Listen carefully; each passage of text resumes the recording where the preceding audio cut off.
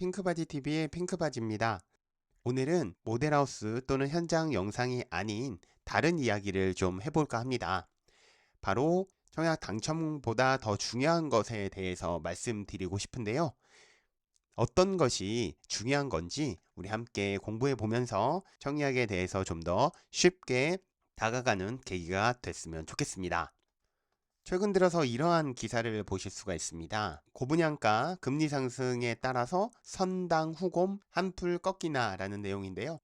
선당 후곰은 부동산 신조어로 먼저 당첨되고 나중에 고민해라 라는 내용입니다. 하지만 제 생각에는 당첨도 물론 중요하지만 신중하게 접근해야 할 필요가 있어 보입니다. 이런 기사도 볼 수 있었는데요. 역세권인 줄 알았는데 나중에 보니까 산 중턱에 있는 단지에 청약했더라. 당첨될까봐 발이 동동 구른다. 자, 이 기사의 내용이 정말 사실이라면 이렇게 청약하신 분들은 정말 아무런 준비 없이 아무런 공부 없이 청약을 하신 거라고 볼 수가 있겠습니다. 조금만 더 공부를 해보면 내용들을 알 수 있을 텐데 이렇게 선당 후곰 일단 먼저 해보지 뭐 라는 생각과 나중에 고민하지 뭐 라는 생각이 겹쳐지면 이런 결과가 나오지 않을까 예상해 볼 수가 있겠습니다. 따라서 우리는 좀 더 신중을 기해야 합니다. 신중하되 과감한 선택을 해야 되는데요. 그러면 어떻게 하면 신중할 수 있는지 또 어떻게 하면 과감할 수 있는지에 대해서 뒤에서 더 자세하게 설명드리도록 하겠습니다. 당첨보다 중요한 것은 무엇일까요? 저는 네 글자로 정리하겠습니다. 당첨보다 중요한 것은 바로 마음가짐이라고 생각합니다. 마음가짐이라고요? 청약에도 마음가짐이 필요한가요? 이런 질문 해주실 수도 있는데요. 제가 왜 마음가짐이 중요하다고 강조드리냐면 마음가짐이 바뀌면 행동이 바뀌고요. 행동이 바뀌면 결과도 바뀝니다. 생각에 있어서는 긍정적인 생각도 있고 부정적인 생각도 있습니다. 자, 극단적으로 긍정적이신 분들은 선당 후곰 하겠죠. 그래서 청약을 할 거고요. 청약을 한 결과가 당첨 또는 낙첨이 될 예정입니다. 그러면 문제는 여기서 발생해요. 차라리 낙첨이 돼버리면 그나마 아쉽구나 라고 넘어가면 될 텐데 당첨이 되고도 고민하는 사례가 늘어나고 있는 것이 위에 있는 기사의 내용이었잖아요. 이런 고민은 하지 않으셔야 된다는 겁니다. 자, 그러면 반대를 한번 보죠. 너무 부정적인 분들은요, 청약을 아예 신청하지 않을 겁니다. 그러면 어떤 결과냐? 당첨도 낙첨도 절대 일어나지 않습니다. 너무 부정적인 분들도 안 되겠지만 또 너무 긍정적인 부분도 안 된다는 사실입니다. 그러면 우리는 앞으로 어떤 마음가짐을 가져야 할까요? 그 마음가짐을 알아보기에 앞서서 청약을 왜 해야 되는지 이야기를 한번 해보죠. 여러분들께서는 어떤 의미로 청약을 하시나요? 저의 경우에는 이 딱 두 가지밖에 떠오르지 않더라고요. 1번, 내 집 마련. 2번, 자산 증식. 이왕이면 청약을 통해서 내 집 마련을 하고 내 집에 거주하면서 그 가치가 상승하여 뭐 언젠간 매도하게 되면 그때 내가 샀던 금액보다 좀 더 높은 가격에 팔 수만 있다면 훨씬 더 좋지 않을까라는 생각을 하게 됩니다. 그렇기 때문에 청약을 하시는 거라고 생각이 들어요. 혹시 저와 다른 생각이 있으시면 댓글로 의견을 남겨주시기 바라겠습니다. 자, 그런데 생각을 한번 해볼게요. 내 집을 마련하는데 대충 하면 될까요? 제 생각은 내 집을 마련하는 것에 있어서 상당히 신중해야 된다. 그래서 위에서 말씀드린 대로 너무 긍정적이거나 너무 부정적일 필요는 없다라는 점을 말씀을 드리는 겁니다. 상당히 신중해야 한다. 왜냐하면 가격적인 측면에서 볼 때 지금껏 내가 갖고 있는 물건들 중에서 가장 고가일 가능성이 높잖아요. 그만큼 더욱더 신중을 기해야 한다라는 것입니다. 우리 마트 가서 1,000원짜리 살까 1,500원짜리 살까 고민 엄청 많이 하시잖아요. 그런데 왜 집을 살 때는 그런 고민을 덜 하시냐고요. 더 많이 고민을 해야 한다는 점이고요. 자, 이렇게 신중해야 되는 청약인데 혹시 모델하우스라던가 광고, 기타 등등의 영상을 통해서 한 번 보고 두 번 정도 보고 무조건 어머 여기는 청약을 해야 돼 라고 생각하시지는 않으시는가요? 물론 많은 분들은 정말 청약에 대해서 공부도 많이 하시고 현장에 대해서 잘 아시는 분들이라면 이미 사전 정보가 많기 때문에 추가 정보를 투입하게 되면 좋은 단지라고 판단할 수 있는 분도 분명히 계실 겁니다. 하지만 반대로 오히려 공부를 덜 한 상태에서 이런 모델하우스라던가 광고 등을 보고 어머 여긴 청약을 해야 돼 라고 생각을 하신다면 어떻게 될까요? 위에서 말씀드린 대로 역세권인 줄 알았는데 알고 보니 산중턱이 되어 있는 그런 실수를 범하실 수도 있다는 겁니다. 우리가 자동차를 구매한다라고 생각을 해보겠습니다. 먼저 관심 브랜드의 홈페이지에 가서 차량의 디자인을 살펴볼 겁니다. 그리고 마음에 들었다고 하면은 실제 영업소를 방문하게 될 거고요. 영업소에서 직접 제 눈으로 실물을 확인하고 그 다음에 가능하면 시승까지 해보겠습니다. 마음에 들면 이제 계약을 하게 되겠죠. 홈페이지에서 디자인을 살펴보고 영업소를 방문하고 계약을 하는 데까지 여러분들 며칠의 시간이 소요될까요? 제가 보기엔 최소한 한 달 이상은 걸릴 거라고 생각이 듭니다. 제 주변에서도 차를 한번 바꾸고자 한다면 정말 많은 브랜드와 많은 차종을 알아보고 가격도 알아보고 주변에 그 차를 갖고 있는 분들에게도 물어보고 하면서 굉장히 신중에 신중을 기할 겁니다. 뭐 저는 차에 대해서 잘 모르지만 대략적으로 5천만 원이라고 하겠습니다. 혹은 뭐 1억이라고도 할게요. 1억짜리 차라고 하더라도 한 달 되는 시간 동안 신중에 신중을 기하는데 이거보다 훨씬 더 비싼 집을 살 때는 더 많은 신중함이 필요하다고 생각이 듭니다. 혹시 청약을 하실 때 이런 마음가짐 갖고 있지 않으신가요? 그 동네 뭐가 있다고? 거기 옛날에 다 논과 밭이었어. 말도 안 되는 분양가 저게 뭐야? 엄청 비싸네. 이런 생각 갖고 계신 분 분명히 있을 겁니다. 이러한 생각 역시도 존중받아야 합니다.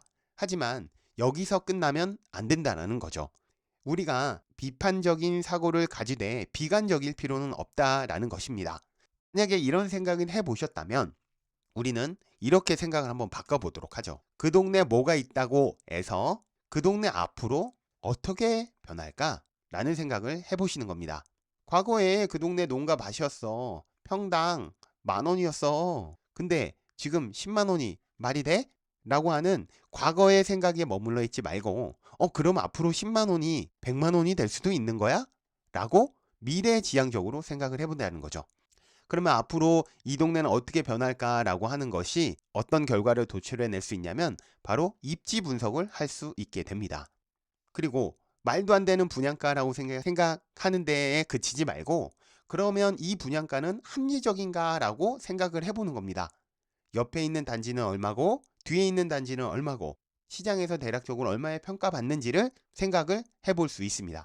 이렇게 되면 이것이 단지 분석이 되고요. 타입 분석도 가능합니다. 그럼 결과적으로는 이 모든 것들을 합쳐서 청약 전략을 짤 수 있다라는 겁니다. 예시를 한번 들어보죠. 여러분들 이런 아파트에 청약 하시겠습니까? 여기 보시면 주변이 농가 밭인 것 같습니다. 어떻게 이런 아무것도 없는 허허벌판에 여러분들 청약을 하시겠습니까? 아유 여기 옛날에 농가 밭인데 여기다 건물 하나 짓는다고 이게 얼마 하겠어? 자 그런데 제가 한 가지 정보를 드리겠습니다. 1970년대에 영동 개발 사업이 실시됩니다. 즉 강남이죠. 강남 개발 사업이 실시가 됩니다. 그럼 여러분들께서는 과연 이 아파트에 청약을 하실까요? 이 아파트는 논현동에 있는 아파트입니다. 지금은 재건축이 되어 당연히 없어진 단지이긴 하겠지만 강남 개발 초창기에 들어선 아파트라고 볼 수가 있습니다. 이 당시에 과거가 아닌 미래의 영동 개발을 보고 투자하셨다면 자산 증식을 많이 하셨을 거라고 생각이 듭니다. 그럼 앞으로 우리는 비록 과거에는 논과 밭이었고 지금은 아무것도 없지만 시간이 지나 10년 뒤, 20년 뒤에는 인프라가 개선되고 주변 환경이 좋아질 만한 곳을 찾아서 미리 선점해 놓는 것도 중요한 자산 증식의 하나의 방법이지 않을까라는 생각을 하게 되었습니다. 위에서 우리는 마음가짐이 바뀌어서 행동이 바뀌고 결과가 바뀐다라고 말씀을 드렸는데요. 비판적인 사고를 길러서 입지 분석을 하고 단지 분석을 하고 타입 분석, 분양가 분석을 통해서 청약이라고 하는 행동을 하게 되면 나중에 이 결과가 당첨이 되더라도 긍정적인 방향으로 흘러갈 수가 있습니다. 즉 당첨이 되고 고민하는 혹은 당첨이 되고 후회하는 사례를 만들지 않는다는 거죠. 하지만 이러한 분석은 하루아침에 되는 것은 아닙니다. 반드시 절대적인 시간이 투여되어야 합니다. 우리가 어린 아이들이 걸음마를 하기 위해서 일어서서 한 발, 두 발 뛰는 그 과정들, 시간이 지나면 지날수록 익숙해지는 과정이 필요한 것처럼 우리 역시도 청약을 하는 데 있어서는 반드시 절대 시간이 필요합니다. 한 번 해봤다고 해서, 두 번 해봤다고 해서가 아니라 정말 수없이 많은 과정을 거쳐야지만 비로소 내 것이 될 수 있다라고 말씀을 드리겠습니다. 기본기와 관련돼서는 제가 언급드리지 않아도 중요하다라는 걸 아실 수가 있습니다. 그리고 마인드 세팅도 중요합니다. 세상을 알아간다라고 생각해 보시는 건 어떨까요? 저는 이렇게 생각합니다. A라는 단지도 가보고 B라는 단지도 가보고 C라는 단지도 가보면서 여기는 뭐가 좋고 여기는 뭐가 좋고 여기는 뭐가 좋더라. 그런데 나중에는 이 A 단지의 좋은 점과 B 단지의 좋은 점, C 단지의 좋은 점을 합쳐놓은 D 단지가 나왔을 때 아무래도 훨씬 더 분석이 쉽고 훨씬 더 확신이 들겠죠. 세상을 알아가는 재미라고 생각을 해보시고 접근하시는 것도 추천을 드립니다. 그리고 무한 반복하는 겁니다. 로또 명당의 비밀 여러분들 다 알고 계시죠? 많은 사람이 오니까 많이 팔리고 많이 팔리니 거기서 1, 2등이 나올 확률이 많아지는 거죠. 또한 인디언 기우제처럼 청약에 당첨이 될 때까지 청약을 해보시는 겁니다. 정리해 보도록 하겠습니다. 제가 위에서 말씀드렸습니다. 마음가짐이 중요하다. 초긍정적으로도 할 필요 없고 초부정적으로도 할 필요가 없다. 비판적 사고를 통해서 철저한 분석을 합니다. 입지, 단지, 타입, 분양가 분석하고 청약하고 다시 결과를 확인하고 분석하고 청약하고 결과를 무한 반복하면 됩니다. 자, 이러한 결과를 거쳐서 여러분들께서 청약에 대해서 좀 더 많은 공부를 하시게 되고 접근하시다 보면 최소한 두 가지는 예방될 수 있다라고 생각합니다. 첫 번째, 좋은 단지인데 그걸 모르고 1층이라고 포기하는 사례를 방지할 수가 있습니다. 왜냐? 이미 입지와 단지는 분석이 돼 있기 때문이죠. 두 번째는 나쁜 단지인데 청약하여 당첨되어 후회하는 사례를 역시 방지할 수 있습니다. 이러한 마음가짐과 비판적인 사고, 분석과 청약을 통해서는 최소한 이 두 가지를 방지해낼 수 있다는 게 저의 생각입니다.